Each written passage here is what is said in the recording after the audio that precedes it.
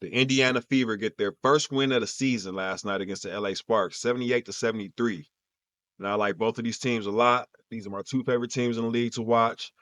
Some poor shooting on both sides. Couldn't really ruin it for me. It was still well played on both ends. Let's start with the winner. Player of the game goes to Timmy Fag Bentley. She came off the bench, gave 17 points, 6 rebounds, 1 block. De'Erica Hamby had started off on the tear. She was on pace to go for a triple-double at halftime. She had 16 points. She only ended the game with 18 points and 7 assists. So it's safe to say that Timmy came off the bench and helped slow her down a little bit. We got to give Coach Sai some credit too, because Nelissa Smith played well last game and has been playing well. So for her to make that call to only play her 12 minutes when she saw that she was having a matchup problem, we got to give Coach Chrissy Sai some credit on making that adjustment. Honorable mention has to go to Aaliyah Boston. She also has 17 and 6. Probably her best game of the season so far. She attempted a three, which makes my heart smile. Make or miss. I just want to see her put them up. She definitely played well. She played well against the Sun too. So I think she's back. It's safe to say that Aaliyah Boston is back in full effect. She had a slow start to the season, but we should see more of this going forward.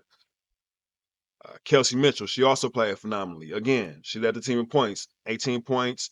She was 2 for 5 from three. You can't really ask any better than 40%.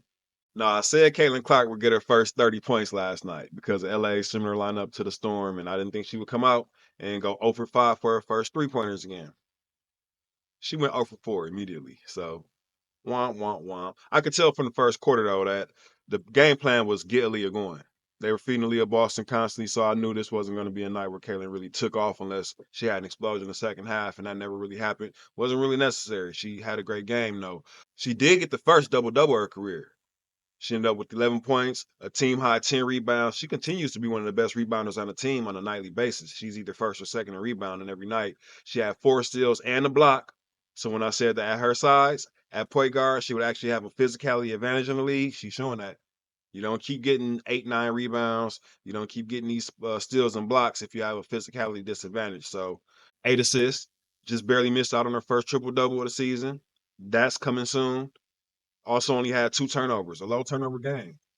41 assist to turnover ratio. I believe last game when she had 7 assists, she only had 2 turnovers. So starting to see a pattern. She's made the download. She's updated.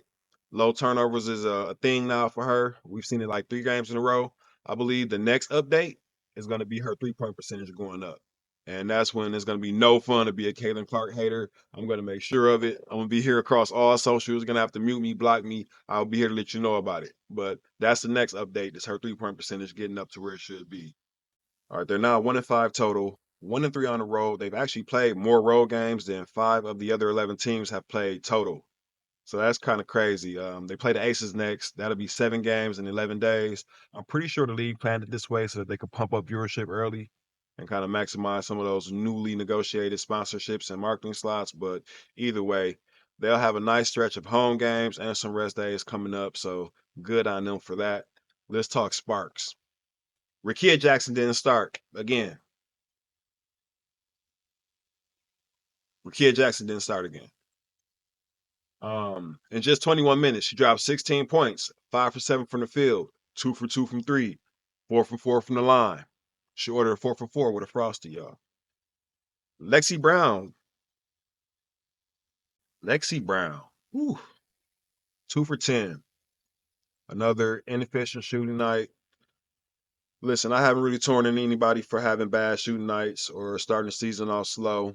But when you state your intention at the beginning of the season to be the comeback player of the year or the most improved player, whichever one it was, as she said, and then we have games like the other night where you're shooting a lot of shots inefficiently. Cameron Brink only went 2 for 2. You didn't get any more attempts. It's starting to look like your personal goals are taking precedence over what the team is trying to do out there. I just have to call a spade a spade. Got to call it like it is. Um, Her highest field goal attempts through her first 5 seasons were 6. It went up to 9 last season, the season they went to the lottery. I mean, she only played 12 games. But now for them to make 2 lottery picks, for De'Erica Hamby to be playing the way that she is, and now your attempts to go up to 12 all of a sudden, ooh, I don't like it. You can smile in the interviews all you want and say how much you love the rookies, but if I just take this data and feed it into the AI, just unobjectively, this profiles as an insecure vet that's trying to gun her way to superstardom or gun away to stardom or hold on to some hierarchy on the team.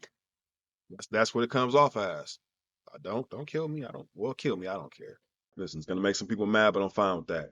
You don't play 12 games last season and then come back at age 29 and all of a sudden become a volume shooter. Shoot 3 more attempts than you did last season, 6 more than you've averaged for your career. It doesn't happen that way, especially with a good team and 2 great lottery picks. I'm not sure why she's getting 36 minutes a game to go out there and go 0 for 5 from 3 and gunsling her way into an awards race. But you have a professional scorer on the bench. I'm not sure why you're making her a 6 man. It reeks, honestly. It's almost like people know that she will lead all rookies in scoring if she was actually able to play 34 minutes a game. It really reeks. It's bad. Florinda started again, 5'9" at wing, lit him up for 2 points. Her matchup was Kelsey Mitchell, led the other team in scoring. Yeah, clap it up. Fever fans have to see this and appreciate what they have. Honestly, see some of these decisions. I want Kiki Arafin to stay in LA as bad as anybody else. Not at Rickea's expense. Not like this. Not like this.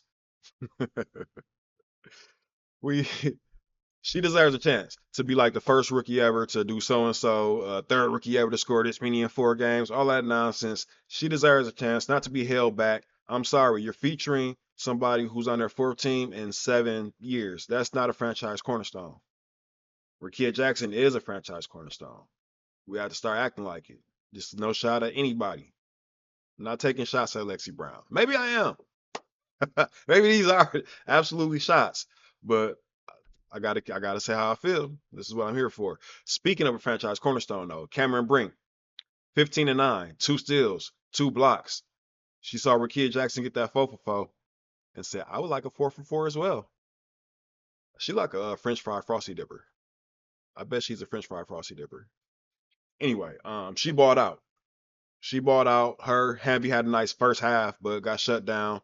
Um, Things look good. Kia Nurse had been playing well till she crashed on Clark Island. Got that lockdown defense put on her. 2 for 11, 0 for 7 from 3. Wasn't any better than Lexi. And they got nothing from the bench. I'm not sure why Zia Cook can't crack the lineup here, but she can. She only got 5 minutes.